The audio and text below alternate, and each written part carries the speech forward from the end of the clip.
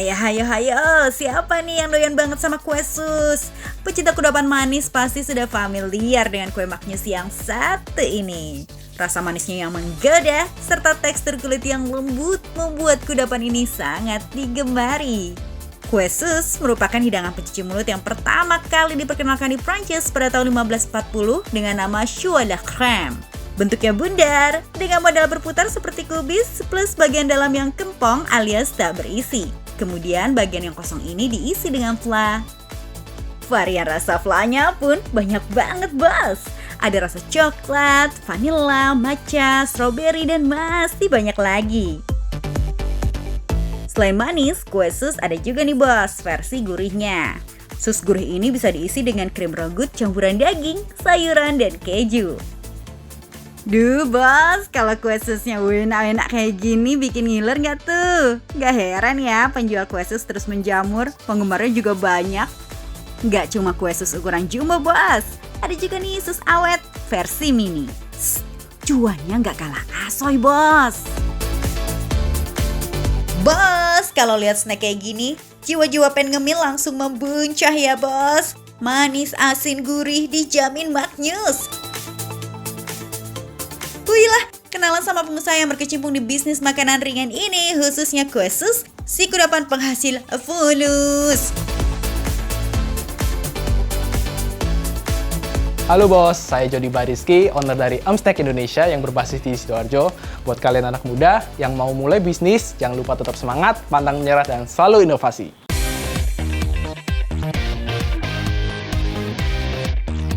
Pengusaha asal Sidoarjo, Jawa Timur ini dalam sehari mampu memproduksi ribuan kemasan kue sus mini setiap hari. Mantap gak tuh? Nah, sus yang ini jenisnya adalah sus kering bos.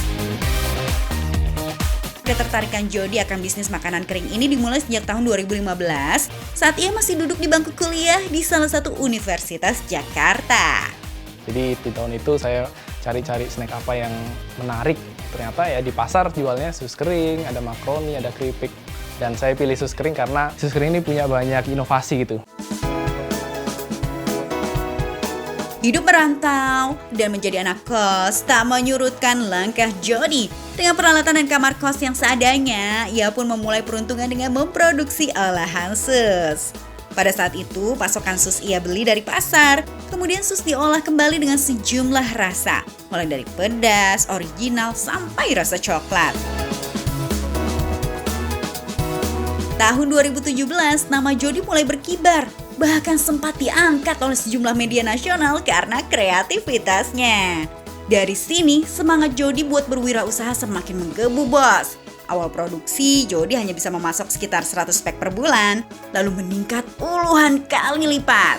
Semenjak saya lulus kuliah, penjualan kita naik drastis karena kita pakai sistem reseller. Nah, per reseller itu bisa ambil 1.000, 2.000, atau 500 pieces, dan per bulan kita bisa sampai 20.000 pieces. Singkat cerita, di tahun 2017 akhir setelah menyelesaikan kuliahnya, Jody memutuskan untuk pulang kembali ke Sidoarjo dan fokus mengembangkan bisnis ini. Terbukti saat ini usaha yang dibangun Jody makin moncer bos. Ada 2 jenis sus yang ia produksi, yaitu sus kering dan sus stick dengan beragam pilihan rasa. Nah bos, ngomongin kemasan nih, biar kata produk UMKM, tapi Jody konsen banget sama packaging produknya. Ia memiliki desain kekinian yang menarik mata pembeli. Dan ini juga salah satu strategi untuk branding produk agar semakin dikenal. Kemasan seakan jadi senjata utama bos. Semakin menarik, semakin tinggi juga minat belinya. Ya kalau packingnya asal-asalan kan, orang malas juga ya belinya. Gak heran, untuk memenuhi target produksi, jumlah karyawan Jody mencapai puluhan orang. Sistem pemasaran produk sus ini mengandalkan kekuatan distributor dan reseller bos. Setidaknya ada 1.000 reseller yang sudah bekerja sama dengan Jody yang tersebar di seluruh Indonesia. Selain itu, Jody dan tim juga memanfaatkan sejumlah platform e-commerce dan sosial media untuk menarik para konsumen. Nah, platform ini akan otomatis terhubung ke reseller terdekat. Selama ini, produk kita masuk ke toko oleh-oleh itu bukan dari kita langsung, tapi lewat dari seller. Karena kita kasih benefit yang bagus buat mereka gitu. Untuk harga yang dipasarkan oleh reseller, tim Jody memiliki ketentuan tertentu bos, di angka maksimal 50% dari harga awal. Penasaran gak sih bos? Kira-kira dalam sebulan, usaha Jody ini bisa diproduksi berapa pack ya? Kalau kita per bulan rata-rata average-nya kan 20.000 pack per bulan kita bisa keluar, dan average harganya di angka 8.000 sampai 10.000. Itu karena kita supply ke mitra-mitra gitu.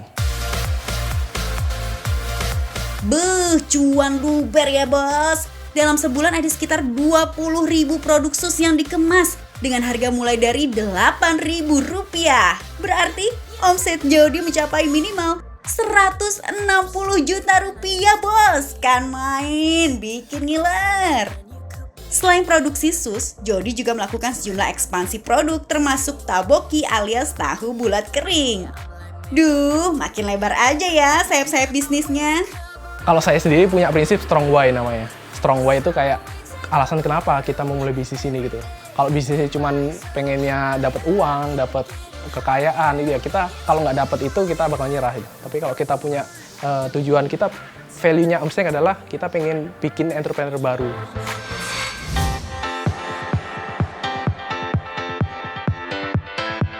Bos, punya mimpi keliling dunia tapi nggak punya duit? Tenang, ada nih tiket keliling dunia low budget. Cuma Rp30.000. Gak percaya? Di sini kamu bisa pilih spot-spot foto selfie sesuka hati. Sampai baterai handphone mati juga gak apa-apa. Yang penting puas. Yap, ini dia bisnis wisata selfie yang cuannya dijamin bikin happy. Salah satu lokasi wisata yang menawarkan konsep foto selfie ini berada di Kabupaten Batu, Provinsi Jawa Timur, bos. Santera della Ponte namanya. Bayangin bos, dalam sehari aja ribuan wisatawan datang. Duh, kang tiket aja keblinger ngitungin duitnya. Seperti apa konsep tips dan trik dalam usaha di bidang ini? Gasken bos! Halo bos, saya Vicky Listiawan dari Flora Wisata Santera. Capek kerja, ayo liburan. Pengen tahu bisnis wisata selfie? Saksikan di Cuan Bos. Memiliki luas sekitar 7 hektar, konsep bisnis wisata selfie ini dibuka sejak tahun 2019 lalu. Berada di Kecamatan Kujon, tempat ini menawarkan berbagai spot foto menarik, aktivitas seru, dan pemandangan alam yang sangat cantik. Bisnis spot foto-foto memang semakin menjamur 10 tahun belakangan. Bahkan nih, hampir tiap daerah punya spot foto buat manjain wisatawan di depan kamera. Jadi bos, kalau kamu punya lahan dengan pemandangan yang cukup bagus, bisa nih mulai usaha wisata selfie. Tapi ada catatannya ya, wajib beda alias wajib beda, unik dan tematik. Jangan sampai sama dengan tempat lain. Makanya untuk bisnis model gini nih, perencanaan, tema, dan pasarnya harus jelas. Pada awalnya, tempat wisata ini merupakan taman bunga dengan warna-warni yang cantik. Melihat antusiasme pengunjung yang datang, pengelola pun menambah sejumlah properti menarik. Tak hanya menawarkan wisata selfie, ada juga berbagai atraksi dan wisata edukasi hasil pertanian, serta sejumlah permainan biar pengunjung tambah betah, bos. Terkait dengan wisata selfie sendiri, setidaknya ada 40 lebih spot yang dibuat. Mulai dari tema Colosseum, Indo Park, Hysteria, Green Bay Area, Castle, Little Korea, Little Amsterdam, dan masih banyak lagi. Mengikuti tren yang lagi viral adalah salah satu kunci tempat wisata banyak dicari. Jadi sah-sah aja ya bos, selama permintaan masih tinggi, jalan terus deh bisnisnya. Asal dalam perjalanannya tetap ada inovasi dan hal-hal baru biar pengunjung gak bosan. Jadi kalau datang lagi, ada yang baru lagi, begitu deh seterusnya. Hahaha. Contohnya, saat demam Korea melanda, pengelola dengan sigap membuat properti dengan latar belakang bangunan dan adat budaya yang unik. Di sini, pengunjung juga bisa merasakan spot bak di Seoul bos, lengkap dengan baju adat hanbok. Oh ya bos, bikin properti wisata selfie nggak salah-salah nih ya. Gunakan bahan berkualitas dan tahan lama. Hal ini untuk meminimalisir biaya perawatan. Tata letak beragam properti ini juga kudu dipikirin, jangan asal bikin aja. Semakin terstruktur, semakin membuat wisatawan penasaran. Untuk bisa menikmati keseruan, pengunjung dikenakan biaya tiket masuk sebesar Rp25.000 untuk weekday dan Rp30.000 saat weekend. Khusus untuk wisata selfie, free charge alias gratis. Sementara untuk aktivitas seru dan wahana lainnya, pengunjung harus menyiapkan kocek lebih. Untuk wisatawan di area weekday itu kita di angka kurang lebihnya 1.000 sampai 2.000 untuk perharinya. Kemudian untuk weekend kita dari angka 3.000 sampai 7.000. Kalau di high season kita bisa sampai 10.000. Tuh kan, modal lahan dan dekor ala-ala luar negeri yang cantik warna-warni, cuannya ternyata gerih. Kalau rata-rata 1.000 orang aja yang datang dikali sebulan, dikali lagi harga tiket termurah Rp25.000, dan jeng-jeng, dalam sebulan omsetnya mencapai Rp750 juta, bos. Balik modal banget kan tuh buat beli lahan lagi, haha. Setidaknya ada 80 lebih karyawan dan ratusan freelance yang bertugas di tempat ini tiap harinya, bos. Mulai dari tim office, operasional, dan lapangan. Pengen cuan lebih? Kasih dong pengalaman berbeda pada pengunjung. Seperti penyewaan spinner 360 derajat yang membuat para pengunjung tampil kece dalam bentuk video. Kita harus memperhatikan daripada pengunjung itu sendiri. Mereka inginnya gimana? Ya kita harus turuti kan gitu. Bagi yang capek jalan kaki, harus dipikirin juga tuh alternatif lainnya. Misalnya, buka penyewaan golf car seperti ini. Bos, ada tips nih bos, kalau ingin dapat cuan lebih dari penjualan tiket. Kita juga menawarkan beberapa fasilitas yang ada di sini, ya. Misalkan kayak handbook, penyewaan baju Korea, baju Belanda, kemudian juga kita itu memberikan fasilitas pengambilan foto, kemudian mobil golf, kemudian wahana-wahana yang ada di sini juga, gitu. Membuat paket tambahan dealing produk juga bisa banget bos, yaitu penggabungan sejumlah produk atau wahana dalam satu harga tiket. Misalnya nih, bikin paket terusan. Jadi pengunjung gak cuma bisa selfie, tapi sudah termasuk free makanan atau free aktivitas wisata yang lain, dan itu sudah include dalam satu harga.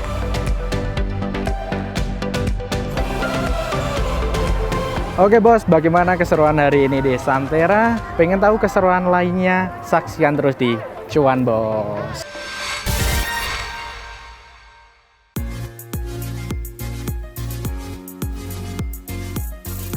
Bos, apakah kamu termasuk yang suka mengkonsumsi madu? Disesap langsung atau jadi campuran makanan dan minuman? Dijamin keren. Yap, produk dari lebah ini sih memang dikenal mengandung banyak manfaat kesehatan.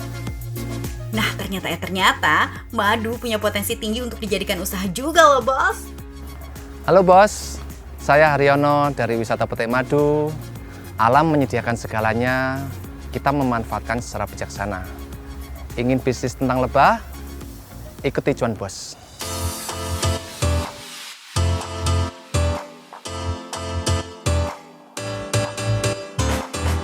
Pak Haryono ini salah satu pebisnis yang gelut di dunia permaduan sejak puluhan tahun lalu, bos. Ketertarikan Pak Haryono dengan dunia lebah dimulai saat kecil. Dimulai dari kedua orang tuanya yang peternak madu sekat tahun 1980-an. Memang sih saat itu usaha madu keluarga mereka belum sebesar sekarang dan hanya dilakukan sebagai usaha sampingan saja. Memanfaatkan lahan pinjaman tempat orang tuanya bekerja seluas 1 hektar.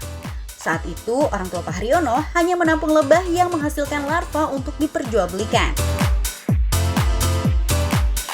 Barulah pada tahun 1985, permintaan produk lebah makin meningkat. Akhirnya Pak Haryono dan keluarga mulai membudidayakan lebah secara serius deh. Mendekati masa pensiun, kemudian orang tua Pak Haryono memutuskan untuk membeli lahan kosong seluas 3.000 meter persegi. Peruntungan ternak lebah pun dimulai. Untuk mengembangkan usaha petik madu ini, Haryono bekerja sama dengan para petani lebah yang ada di sejumlah wilayah. Mulai dari Jawa Timur, Jawa Tengah, Sumatera, dan Pulau Dewata Bali dengan konsep bagi hasil. Kalau di Pulau Jawa dominannya lebih ke sewa lahan. Nah, tapi kalau yang di daerah Jambi Riau ini dia sistemnya bagi hasil. Sistemnya gini bos, setiap musim bunga, para petani akan bekerja memindah-mindahkan kotak-kotak sarang lebah. Nah, Pak Haryono akan memasok kotak ternaknya atau dikenal dengan istilah stup. Para petani juga akan melakukan perawatan dan sejumlah kebutuhan tergantung kesepakatan. Ini nih tempat-tempat strategis untuk melakukan ternak lebah, mulai dari perkebunan pohon randu, karet, rambutan, mangga, mente, dan pohon kaliandra. Lokasi-lokasi ini minimal luasnya 200 meter persegi ya bos. Untuk jenis lebah sendiri, ada 3 spesies yang dikembangbiakan, mulai dari lebah mellifera, lebah cerana, dan lebah trigona. Kualitas madu sendiri tergantung dari kadar air dan lama masa pemanenan.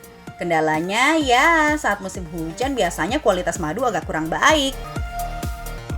Itu yang membuat grade-nya dari segi usia panen. Karena madu ini jika dipanen di usia yang semakin tua, lebah itu mengeluarkan enzim-enzim liurnya itu semakin banyak sehingga dia lebih mutunya semakin bagus. Saat ini, Haryono bekerja sama dengan 10 petani madu yang ada di Pulau Jawa dan Sumatera. Hasil di setiap lokasi memang beragam ya, nggak bisa dipatok sama.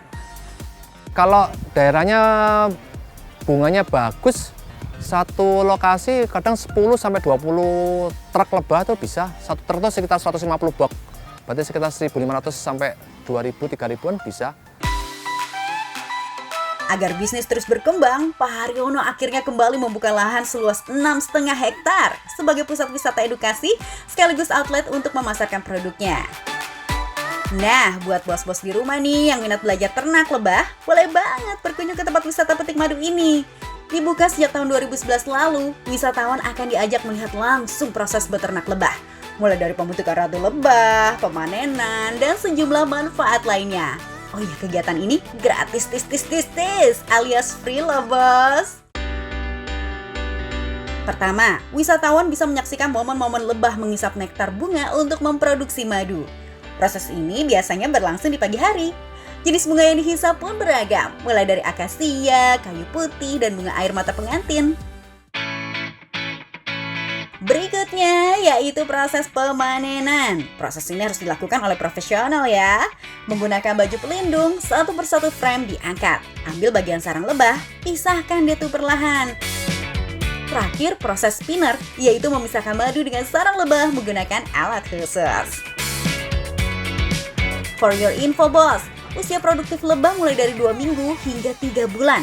Umumnya sih lebah memasuki masa panen sekitar bulan Mei sampai Oktober dengan kisaran 12 kali panen. Pada dasarnya, 90% hasil produk ternak lebah milik Haryono dijual eceran bos. Paksanya beragam, mulai dari industri dan pabrik.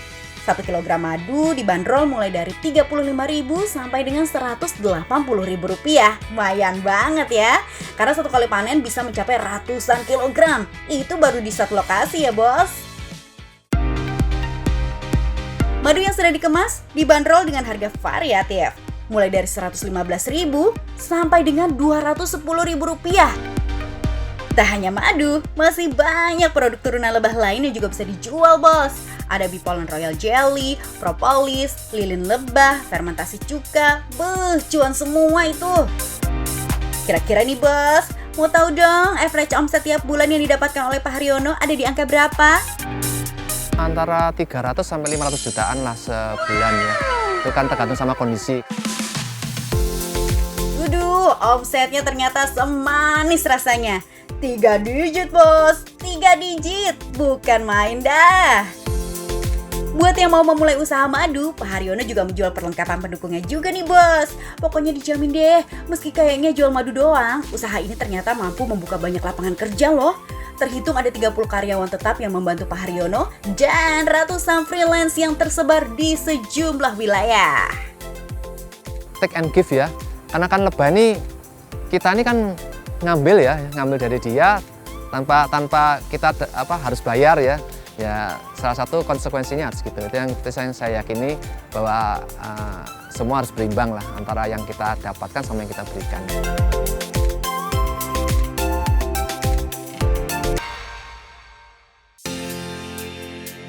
Bos, mau berlayar pakai kapal pesiar, tapi kok takut mabuk laut?